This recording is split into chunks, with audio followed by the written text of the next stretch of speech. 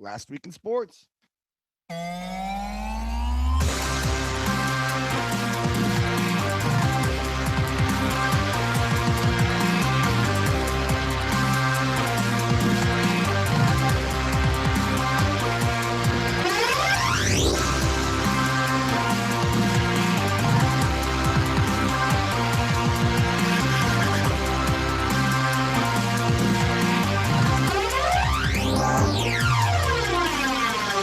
Ladies and gentlemen, welcome to Last Week in Sports with DJ Yaboi. I am DJ Yaboi. Welcome to the show. This is episode 1, as a matter of fact, so this is going to be an exciting little adventure we're going on here. We are broadcasting right now on the app called Meet Me, but we will be putting this on all different platforms. So basically how the show works, just a weekly rundown show of the last week in sports.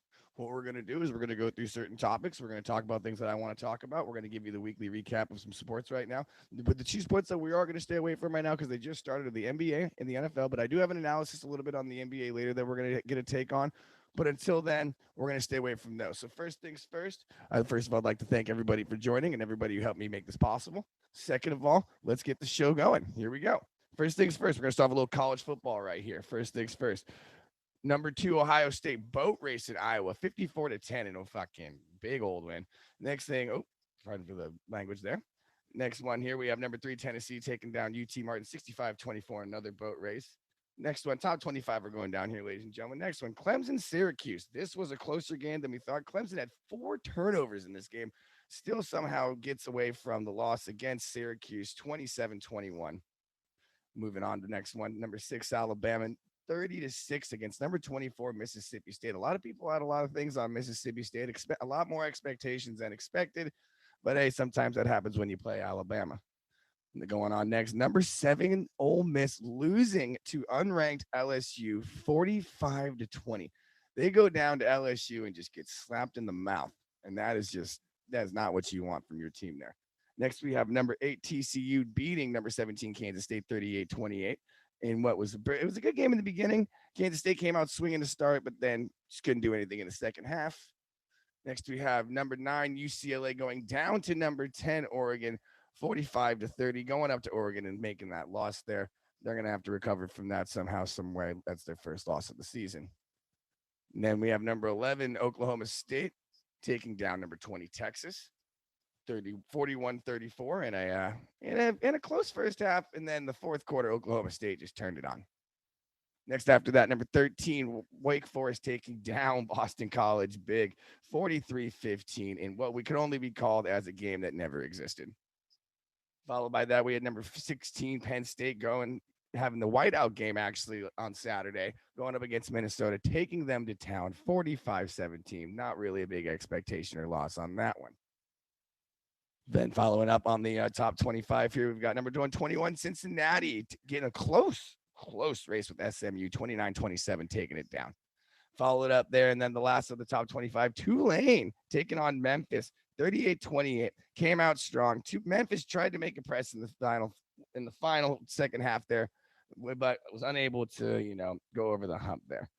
All right, man, that was your college sports right there for the day. Moving on quick, we're going to do the NFL. We're just going to do the NFL scores quick because then we're going to get into a recap of everything that happened yesterday. So we're going to go on the rundown real quick there.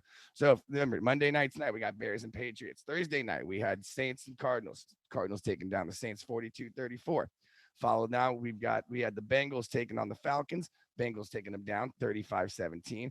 Cowboys, Lions. Cowboys taking down the Lions 24-6. Then we had the Titans and the Colts. 19-10 for the Titans.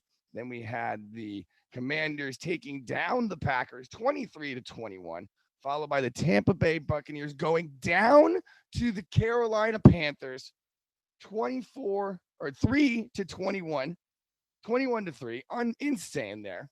And then after that, we had the Giants taking on the Jaguars 23-17. Browns versus the Ravens. Ravens won that one 23-20. And then the Jets taking on the Broncos. I apologize, taking them down 16-9. And then we had the old Raiders versus the Texans. Raiders winning that one 38-20. Then we had the Chargers and the Seahawks. Seahawks taking down the Chargers 37-23. Chiefs and then the 49ers. Chiefs beating the 49ers 44-23. And then we had the Steelers and the Dolphins. Dolphins winning 16-10. Awesome, awesome. So now we're moving into some baseball. NLCS and ALCS have now been wrapped up, ladies and gentlemen. Those are in the books. You can say goodbye to those, and you can also say goodbye to the Yankees and the Padres. Yankees losing to the Astros 5-6 in a 4-game sweep. This is now the fourth time in 6 years that the Astros have gone to the World Series. Now there has been a lot of controversy around the Astros with everything, with the whole cheating scandal, with the banging on the cans and stuff. But even with that, in a sport like baseball, it's impressive that you're going. Even if you are cheating, in my opinion, it's impressive that you're going to the World Series 4 times in 6 years.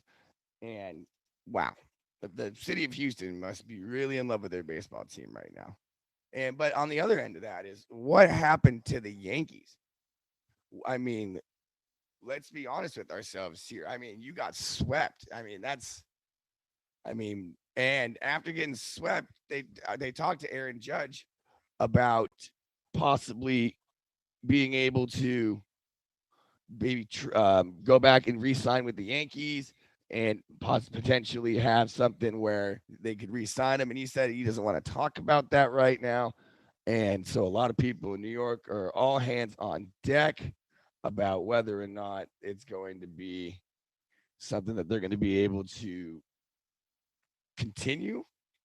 And if I was a Yankees fan right now and I was about to lose Aaron Judge, I would have all hands on deck and I would be trying everything in my power to maybe not have him leave the team.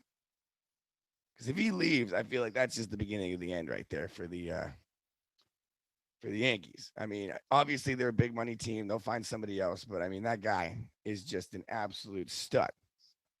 So I mean, for him to be out would be catastrophic for all Yankees organizations involved. But maybe they can work something out. The Astros obviously just are lights out right now. They're playing, they're peaking, and they're doing really good. And speaking of teams peaking right now, Philadelphia Phillies taking down San Diego Padres, my Padres, unfortunately, 4-3. Beat them 4 games to 1. Closed it out in Philly last night. Bryce Harper with probably the biggest home run of his career takes the lead against the Padres in the 8th inning, and just the guy's been clutch all season or all postseason. The man, NLCS MVP, he's done everything for that team. The way that he's really turned that, I mean, he's playing out of his mind. That team is playing out of their mind. That team's got bats, and when you have bats and you have pitchers who are pitching the way they are on that team right now, it's going to be a problem for anybody who wants to get in their way. It's one of those things where you're going to have, and now just looking at Houston here, we're going to have to think about, how does Houston deal with the bats coming off of Philly right now? Philly's hot. 87 win team going to the World Series. That's not a normal thing. We don't see that very often. So basically, what can you expect from the Phillies? And I think the answer to that is you have to expect the unexpected, because God only knows what they're going to do. You have no idea what that team's going to be capable of, because they're, they don't consider themselves to be an underdog anymore. But I mean, let's be honest, they are an underdog. They are a team that was not expected to be here, and they're here, and they're peaking at the absolute right time. And with those two things, it's a recipe for disaster for any other team. I mean, look at the Padres and the Dodgers. Look at the Dodgers. Like, that was insane. I mean, you got to take away that. And then it's unfortunate, they didn't get the advance past the Padres. Sorry about it. But, The crazy things happen in baseball. That's why it's a crazy game. And for the Phillies to be where they are right now is a very big testament to them. It's their first World Series since 2009, which is, I mean, that's, so that city's going to be pumped. That city's going to be ready. They're going to want to come out and do what they can, anything they possibly can to win that game. That crowd is going to be insane. Now they go to Houston first. So I think it's a 2-3-2 setup. So if they can take one in Houston, ooh, it's going to be loud in Philadelphia. I'll tell you that right now. All right. That recaps all of our Major League Baseball for the day. Now moving on to football. The old NFL. The league. All right. So the Thursday night game, Cardinals Seahawks. Cardinals Saints. Pretty good game. Enjoyable to watch. Definitely something that I had on the telly in the background while I was doing some things, watching the Andy Dalton, the Red Rifle, and Kyler Murray sling it out against each other. Kyler Murray looked good, especially that second quarter. Really went off that one, but Saints tried at the end there. Really tried to make a push, but when you throw that pick six, I think it ain't gonna help you there. All right, next game we have first game of Sunday. We have Bengals and Falcons. Oh, okay. Joe Burrow in that first half was insane. I could not believe. I think he threw for 225 yards and 3 touchdowns in the first half. The man went off. He went crazy. It was a very impressive move by him. I could not believe that he was able to. I can't believe it's freaking Joe Burrow.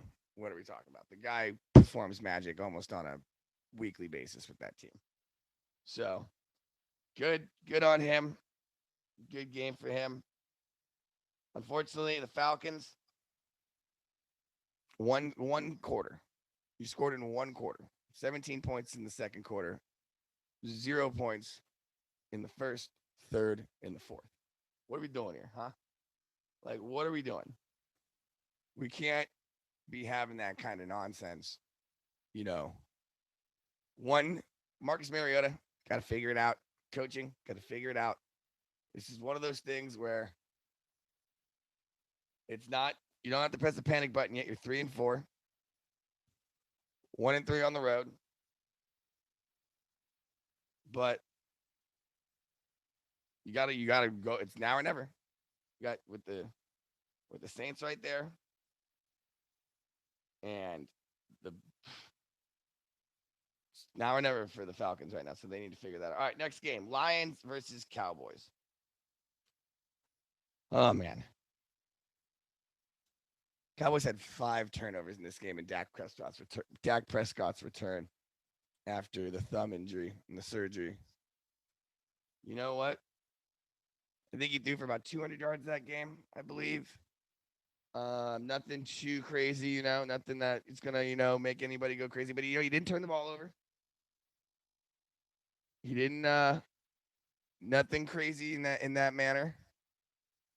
I mean, it's a very good team to be going up against when you're coming off of an injury. The Detroit Lions, 1-win team, having one win at home. Now, Dak was in a great position. I believe he said after the game something along the lines of that was the shortest game I ever played because we ran the ball so much. So I think with this new offensive scheme that Dallas has got going on, this is going to help Dak a lot more than people think it's going to. I think it's going to be one of the situations here where you're going to see a mass improvement in Dak because they're going to lean a little bit more on Zeke. They're going to lean a little bit more on that run game. They're going to lean a little more on Tony Pollard. They're going to be able to push the ball forward. And then once that defense, has to put 8 in the box and get ready for the run, play action over the top, it's going to be his beautiful thing there. Detroit, man, I love Dan Campbell. I do love that guy. I mean, he should never leave Detroit just because of his mentality. But Detroit's going to Detroit. That fumble on the goal line, I believe it was. What was Jamal Williams, or I believe, or it was something Williams on the 1 yard line, fumbling the ball. Can't do that. Can't do that. It's just one of those things that it's going to kill you. You're going to just, you're going to be eating it all day long. You're going to be looking at that in film for the next 3 days, just kicking yourself, going, man, ball security. It's all about ball security in that situation there. Okay. Next game, Colts Titans. Titans here. Just can't. I mean, Titans got getting it done. A little bit of a sloppy game by them. 19-10. Not your average football score. But Titans still getting it done there, pulling out the win against the Colts, and I believe it is a divisional. But Titans looking all right. They're not looking terrible. Everything there is not. It's they're rolling.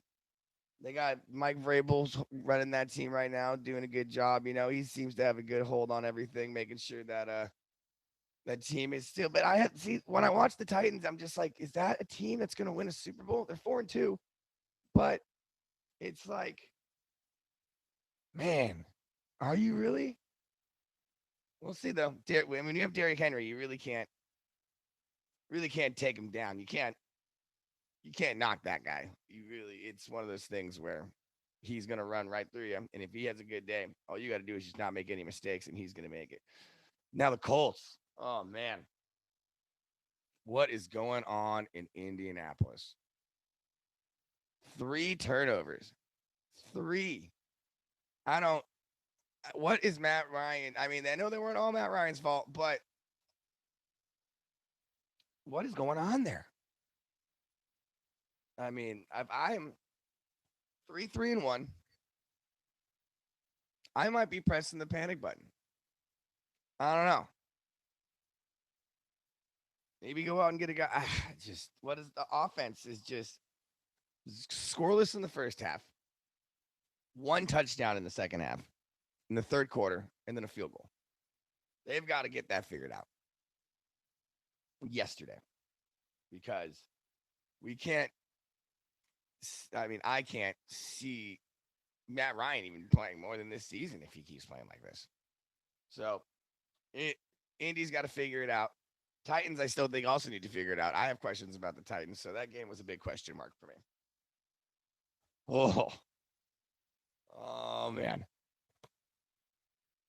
The Washington Commanders and the Green Bay Packers. If I told you how excited are you for the Aaron Rodgers Taylor Heineke matchup, you'd probably laugh me out of the room. On Saturday, if I told you that, you'd been like, get out of here. The stupidest thing I've ever heard. Please leave. And I probably would have said you're right. Honestly, I probably would have said you're right. But football's a weird sport. Scary Terry McCollum with one of the nicest catches I've ever seen for a touchdown. That man just leapt out there and just yoink right from him. Couldn't believe that catch. Taylor Heineke also having a pretty good game there as well. I don't have his stats in front of me, but I did watch it a little bit, and he was zipping that ball around. I mean, 2 touchdowns. I think he only had. I think 1 was rushing, but he looked good on the field. Consistent scoring is what you want to see. The Packers just couldn't get anything rolling. I think maybe is Aaron Rodgers taking too much ayahuasca? Is the team not flowing together? He did say in the presser after, this is a good wake-up call for us. We need this needs probably talking about a kick in the ass there, trying to get the team fired up. But this is the worst start for Aaron Rodgers in his entire career. He's never started worse than this before. And so, I mean, obviously age is a factor in the situation. Obviously, it's other things, losing Devontae Adams to the Raiders, big thing there.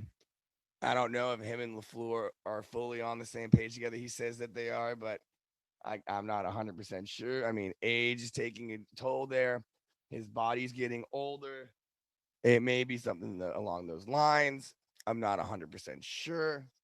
So we need to maybe evaluate that. And I mean, let's see what they got next week.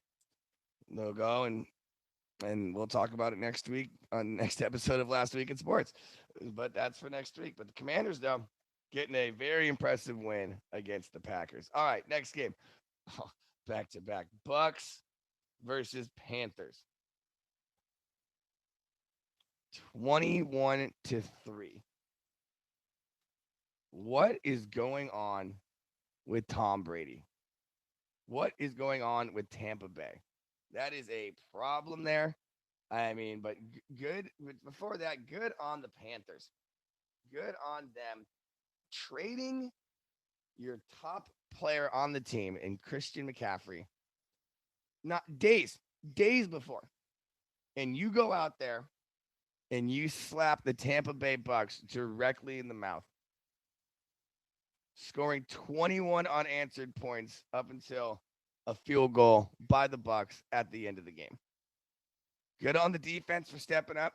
Defense decided that they wanted to be a part of this game. They most certainly will. They most certainly were.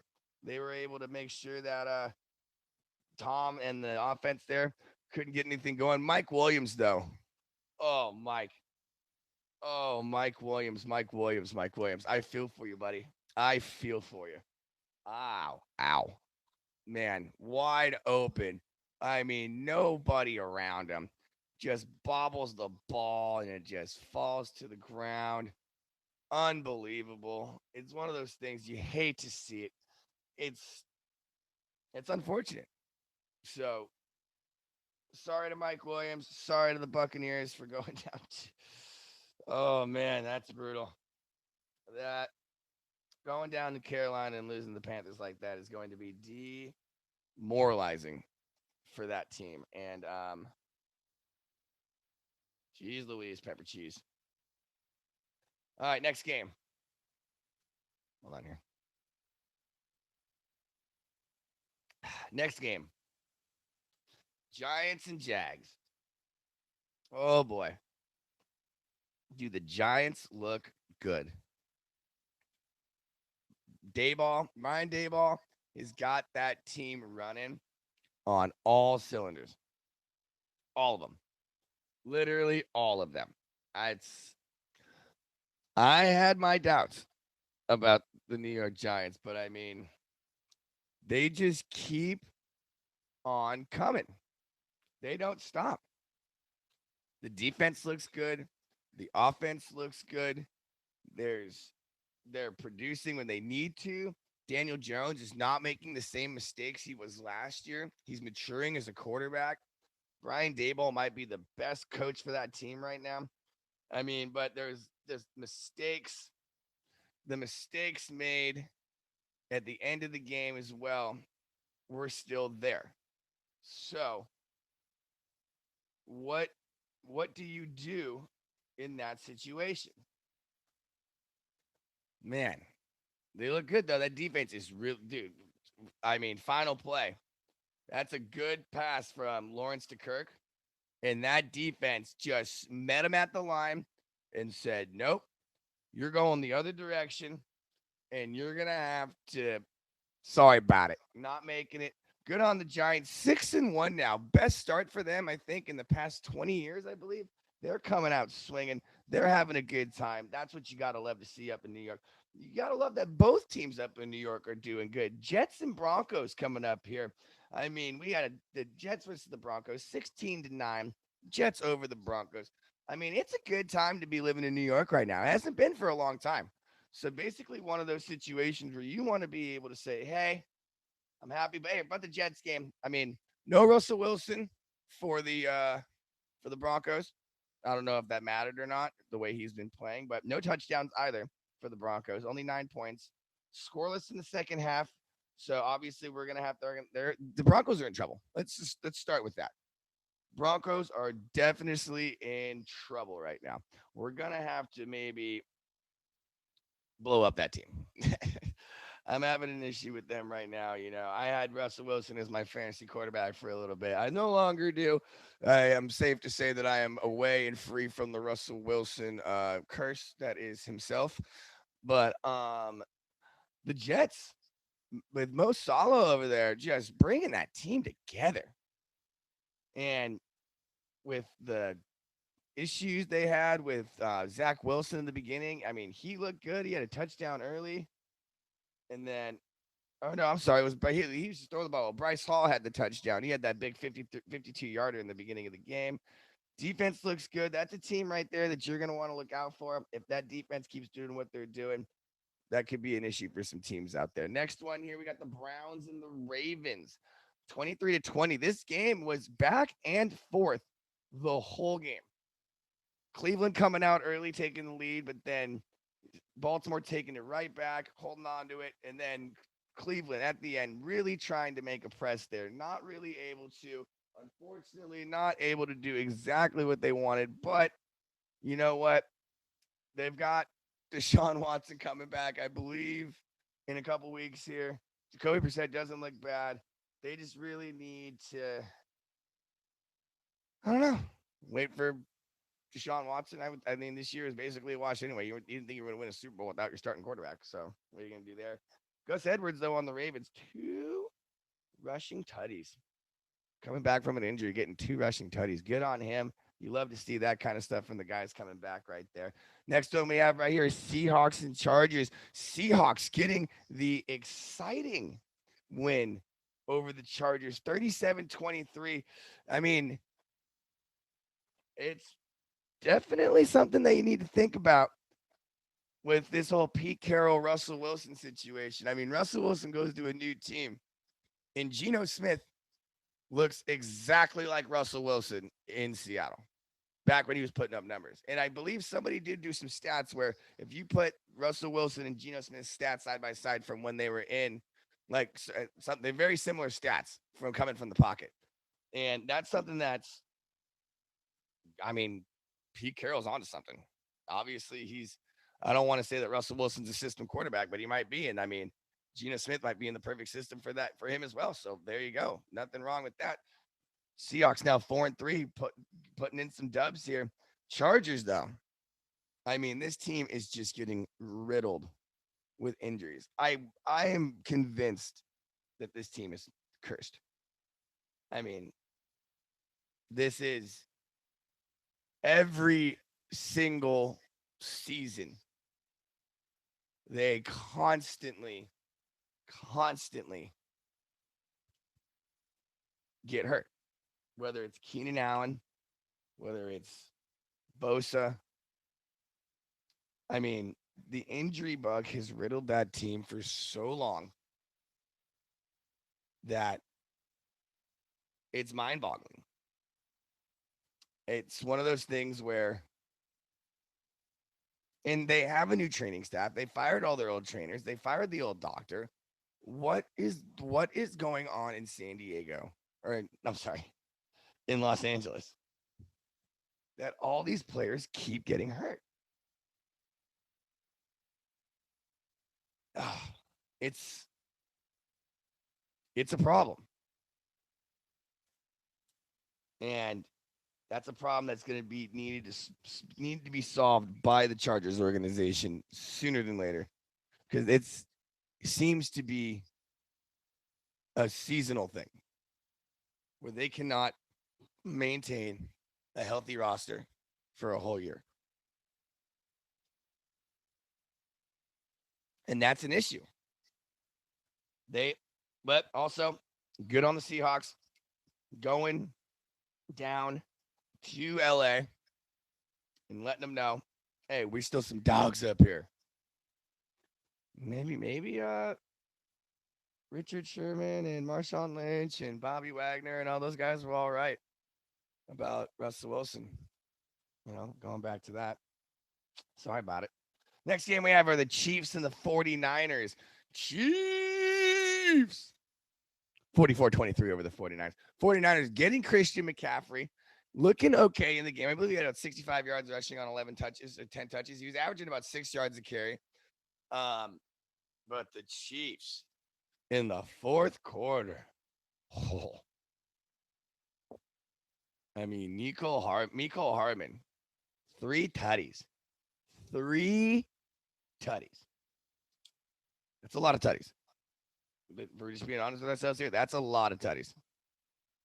So, and then Mahomes doing what Mahomes does, throwing for over 400 yards for the eighth time in his career. This guy is a machine. All the people who just said, nah, are kicking themselves in the teeth right now because of that.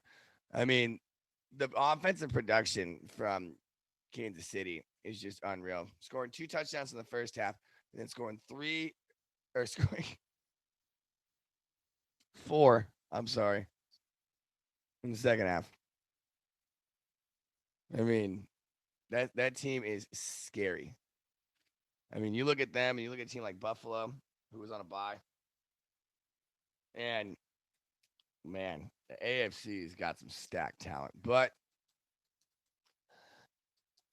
Niners, they've got a great defense that just got exposed right there. I mean, that defense is top of the notch, top of the notch, top of the line, top notch. And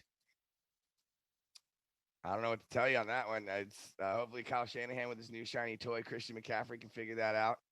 Obviously, what's his name? Coach Reed has got it all figured out over there. He's rolling on all cylinders. 5-2 Chiefs right now. Look out for them. They're doing what they always do. Steelers and Dolphins. We've got the Dolphins taking down the Steelers 16-10. And what was a it was an all right game. It was an enjoyable game, but we had one of the most amazing catches I have ever seen ever to end a game as well. That interception by the Dolphins, where the man catches the ball and then contorts his body and just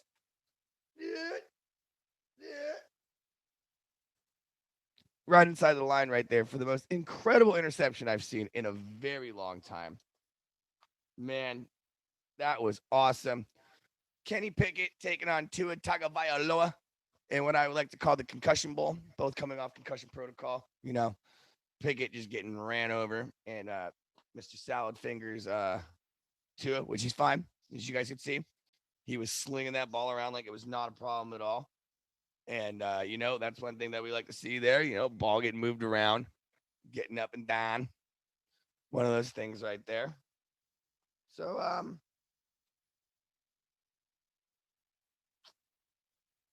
I don't know about this one. 2-5 for the Steelers, 4-3 for the Dolphins after that game. Steelers need to get that offense rolling. They do get TJ Watt back, I think next week or in a couple weeks, so that'll help them. But other than that, they're really gonna have to figure that one out. They're gonna have to put something together there because I mean, I don't think Mike Tomlin's ever had a losing season, so they might want to figure that one out. All right, last game we have here was the Texans versus the Raiders. Raiders taking down the Texans 38-20.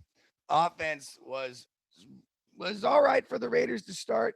Had a couple little slip ups here and there, a couple slow drives and things like that. That's the game I watched the most, being a Raiders fan. Texans with Davis Mills, the third there, moving the ball around well. Their run game Pierce was all over the defense in the beginning. We did not have an answer to their run game for a good beginning portion of that game. Looking good, throwing they get some good passes. Nothing too great, I mean, what are you going to get out of Davis Mills? In that regard, but the run game looked really good. Defense was all right. A couple sacks on Carr, which I don't like to see. But the Raiders with Josh Jacobs, 3 touchdowns, 140 yards. He's the only Raider in Raiders history to have 140 plus rushing yards in 3 straight games. Why are we not giving this man the ball every single play? The man runs with an aggression that I don't understand. And anyway, we're going to get into that a little bit more on the analysis part here when we're coming up in a minute here. But Lovie Smith and the Texans. That's a problem. 1-4-1. They're gonna have to really buckle down. And I mean, Lovie Smith runs a great defense, so I'm not saying that he can't do it. But that Texans team, it's now or never. I mean, that one extra game in the season really does give a lot of teams, an extra week or two to be like, hey, we can still right this ship, Raiders included. So big things to come from there.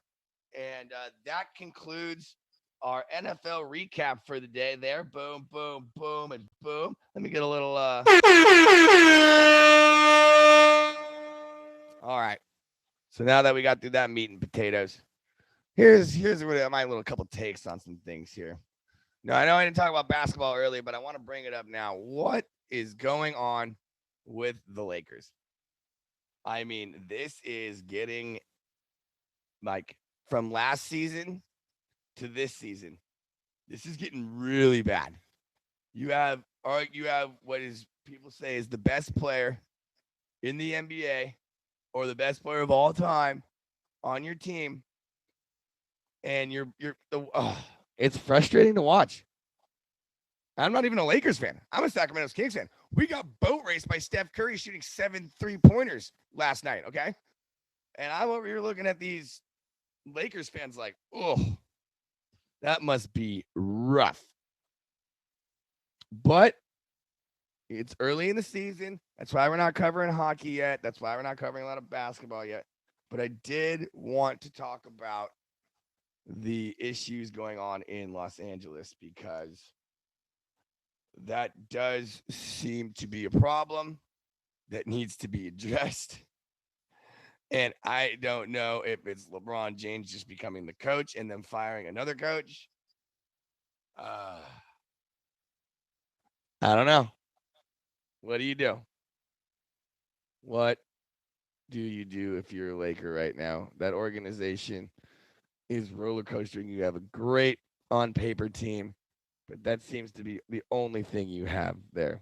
Utah also last night getting that awesome, I wouldn't say buzzer winner, but pretty close to a buzzer winner by Kelly Olynyk of all people, which was awesome to see. That guy's put on some weight. Nice to see him making some moves in the NBA world now. I always liked that guy in college, so that's a good thing to see there as well.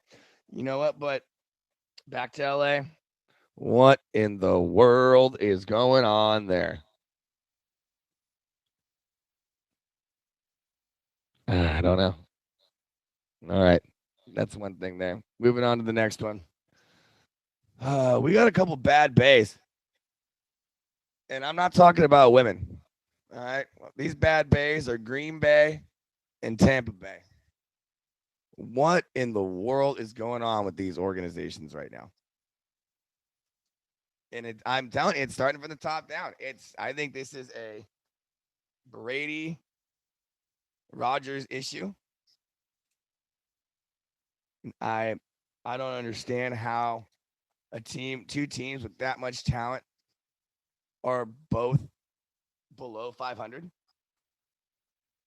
It's almost mind-boggling because I mean, it's not even like they've had the hardest schedules either. Both teams 3-4. That's if I am a fan of either of those organizations, that's unacceptable. I don't I don't know how you think that you're gonna right this ship when you're breaking tablets on the sideline, when you're disassociating from your team. Let's just be honest. The age gap between these quarterbacks and the rest of the team is pretty drastic to the point where, I mean, what do they talk about? I mean, when you're 45 and or 44 and 39 years old, what do you talk to a 22-year-old about besides like football? Is Roger still playing video games? He's still playing FIFA? Is that how he hangs out with them? All these kids are playing fucking Minecraft and Call of Duty now. I don't even know if they're playing that game anymore. Brady for sure isn't doing that shit. He's going through a fucking divorce right now. His ass is. I mean, there's no. He keeps on saying that he doesn't see retirement in his future, and I think he's talking about like this season. But I mean, can we honestly think that he's going to play another season after this? If they finish 500, oh, he can't finish 500, but if they finish a game below 500 or a game above 500 and not make the playoffs or lose first round of the playoffs, do you think that he's going to want to stick around and try to do that right again? I don't really think so. I think he's going to want to probably take that $350 million television deal and then maybe get a little bit of that Miami Dolphins ownership and say, hey, I'm out of here. I'll catch you later and see you next Tuesday. And then if he does that, what happens to the Buccaneers organization? I mean, that's that's going to be a doozy when he goes. They better try to get a draft pick or something because once he goes, I think that's going to be a problem there. Green Bay, they've had Jordan Love just sitting there in the stable for the past 3 years, so I think they're going to be okay. But we got some bad bays, and we shouldn't be having some bad bays right now. So that's an issue that we're going to have to try to figure out there. All right, next thing I want to talk about. My Padres. Hate to see it. Hate to see him go down, but man, those Phillies, they look good. That was impressive. Oh man, the bat, it's like whenever the Padres bats would come alive, immediately the Phillies bats would come alive. The Phillies bats would come alive, the Padres bats would come alive. It was like chemical reactions. It was unfortunate. I'm a little bummed. It happens. These are things that happen in life. But good on the Padres. What a great season for them. With the whole thing with the Tatis scandal and all that. It is nice to see that there is a bunch of pieces for next season. And for that, I do give a tip of the hat to my Padres, as well as a tip of the hat to the Phillies. But it still stinks. Still stinks to have it happen to you. Yeah, the city was excited. So was their city, though. I tell you what, those Philly fans are getting up. But Padres fans were going wild. I'll tell you what, we wanted that. We wanted that to come back here so bad. And I'm pretty sure that they wanted nothing to do with San Diego coming back here. But that's a big what if, seeing that they're there and we're not. And there you go. And then Houston and the Yankees. I mean, Yankees just couldn't do it. Couldn't figure it out. Couldn't get off the pot. One of those situations where unfortunate, you know, it was a good team, good run. But what are you going to do now if you're Aaron Judge? He did not sound really good to the press and the media when he was talking to them about this. Like, I think he's going to weigh his options. I'm curious to see what or where he'll go. Which I would really like to see if the Yankees could make some sort of deal with him that, you know, I mean, I think he wants that Mike Trout money, if we're being honest. He wants $500 million. And now the question is, do we think that he's worth it? I mean, he hit the most home runs in AL history this year. That's a pretty good argument to say, hey, pay me. I don't really see them. I mean, it'll be very interesting to see him not in a Yankees uniform. If that's something I'm saying here. I think that he will probably, in my prediction, end up staying with the Yankees. But how funny would it be if he went to the Red Sox? Oh my God. I would die. I would literally die. I would think it's the funniest thing I ever saw. And I would laugh at all my friends who are Yankee fans. All right. Moving on here. A couple of the injuries we saw that week. DK Metcalf getting carted off the field. That was not good for Seattle. Somehow they still get the win against the Chargers, but what is up with DK? That's something that's a little scary. I bet that a lot of Seahawks fans are going. Hey, are we gonna pretend like he's not hurt? There we go. Knee injury is what I see here.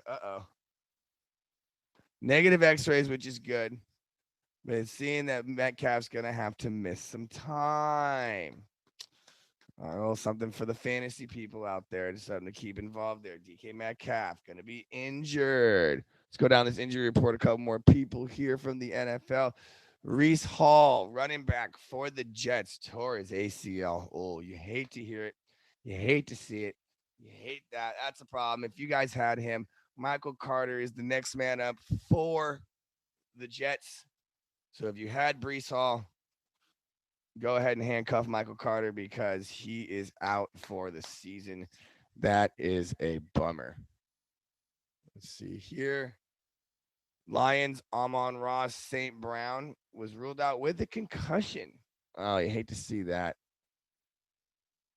And then Mike Williams with the Chargers. Ooh, see, here we go again. Right ankle sprain. This is the injury this is the other one. So first Keenan Allen. And then Mike Williams. And Keenan Allen did not play in the second half on Sunday. Something to look at too. If you're a Justin Herbert owner, I don't know if that's something that you might want to look at. Williams out with an ankle sprain. Keenan Allen did not even play in the second half. That's two massive factors of why the Chargers probably lost that game. When you have to basically just lean on Austin Eckler for a whole game, chances are that it's not going to work because once they get downhill on the run and you can't pass the ball, I mean, there's no way out of that one. You're just in trouble no matter how you look at it. And so that's what you need there. I mean, then Russell Wilson. Jeez. Okay.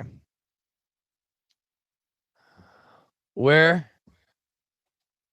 do we start with Russell Wilson?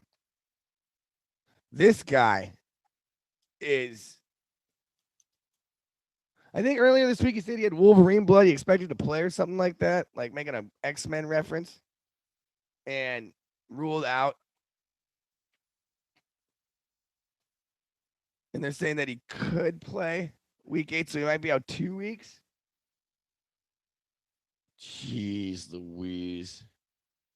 Other Jets news here. Corey Davis suffered a knee injury against the Broncos. So any Zach Wilson or Corey Davis fan owners out there, be on the lookout for that news there.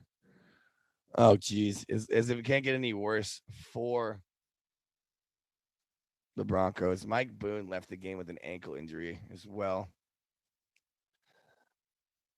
We'll see what his status is. I mean, Melvin Gordon and Latavius Murray, who I cannot believe is still in the league. Latavius, I cannot believe you are still in the league. Murray is the backup with Melvin Gordon. Melvin, I fumble the ball way too often. Gordon the third.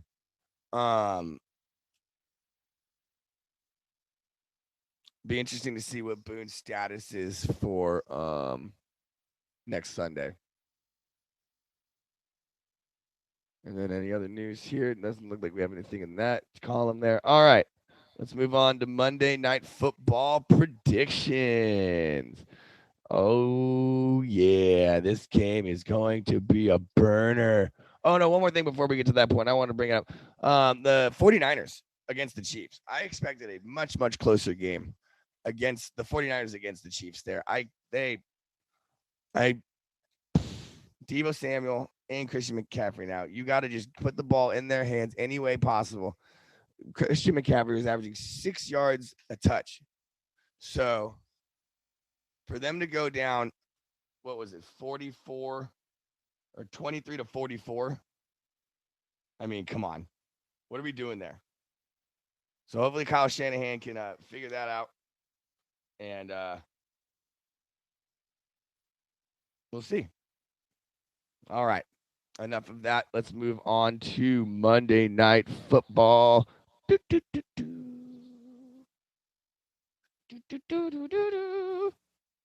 And a barn burner of a game here, boys and girls. We have the 2-4 Chicago Bears against the 3-3 Patriots.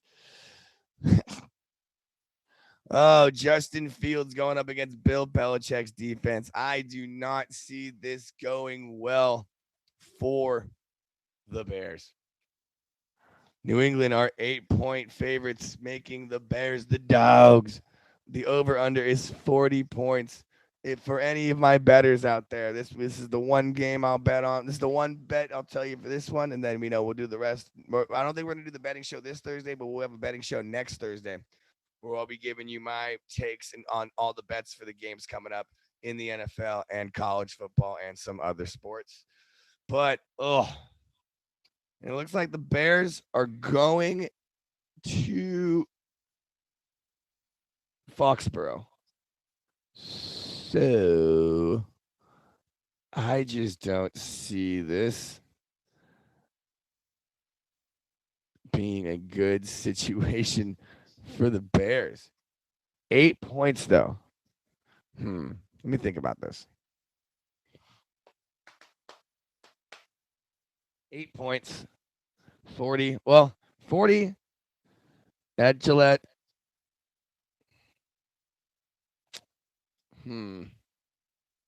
Very interesting.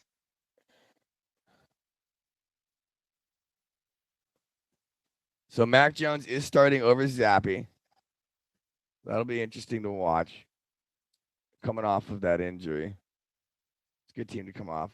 And then Khalil Herbert against Stevenson. And then see Darnell Mooney. So I guess what this is going to come down to is if Justin Fields and Darnell Mooney can get on a vibe, he's going to be a dog.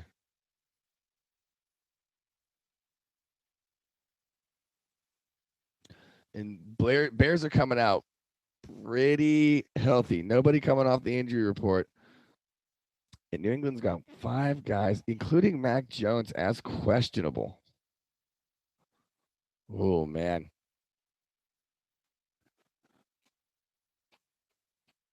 Eight-point spread. Give me the Bears. Give me the Bears with an 8-point spread. And I'll take the under. 21-17. Pats. That sounds like a realistic score. 21-17 Patriots. I like that. So give me the Bears and give me the under. That's what I'm going with. That's what I'm sticking with on that one. I might change my mind. No, I'm just kidding. I mean, that's not good though. Once we get to the points per game. Literally 8. That's why they got that. They did it for the points per game. Okay. So the question is, can the Bears have beaten? They have 1 win.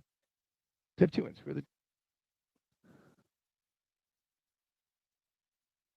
Hold on here. So they got a win against San Francisco and a win against Houston. What is going on in San Francisco? Man, oh man, oh man. Cleveland, Detroit. Mac Jones coming back off an injury. I'm going to take the Bears, and I'm going to take the under. I think that's good.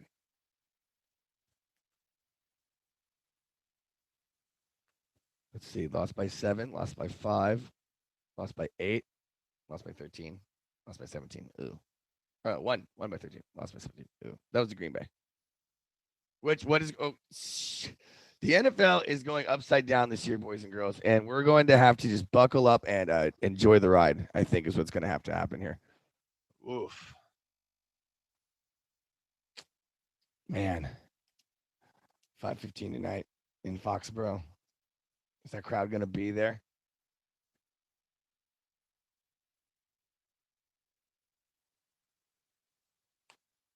Give me the Bears.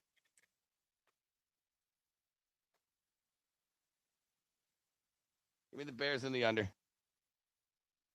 Uh, all right. Ladies and gentlemen, that does conclude the first episode of last week in sports with DJ Yaboi. I cannot thank everybody who helped this become a possibility, from the managers who were helping me to the graphic design people who ended up making the poster for me, everything. It's been an awesome start here. The first episode's in the books. We've got it recorded here. It'll be posted up onto YouTube just shortly. Other than that, I mean, it's just a big thank you to everybody. I mean, I can't believe that we're doing this. We've got coming up some other shows that I have coming up in the week. Wednesday, we have the Hump Day Pump Music Show, where I'll be playing music and trying to have a musical guest come on as well and play with us, which will be a lot of fun. That will be a good one. And then I'm not sure if this week will be the first week we do it or if it'll be next week, but we're going to be doing a Thursday betting show where we're going to give our advice on we're going to pull out the money lines. We're going to pull out the over-unders on all the games in the NFL, college, and maybe some basketball if some people like basketball and stuff like that. If people like to bet on that, we'll do that as well. We'll gauge the crowd for that one a little bit more as opposed to the rundown, which is basically just the last week in sports. You see what I did there?